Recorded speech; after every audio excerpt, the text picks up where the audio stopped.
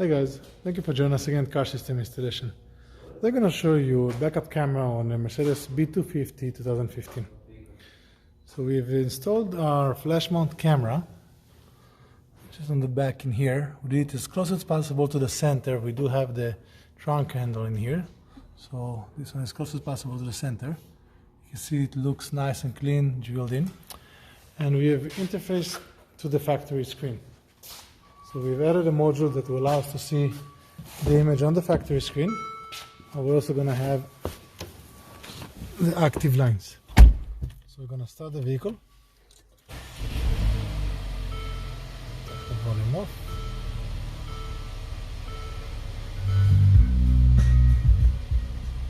Okay, now put the car in reverse. As soon as we have the vehicle in reverse, you can see the bumper in both corners in here. As you can see, we have the lines. Lines are active, moving with our steering wheel.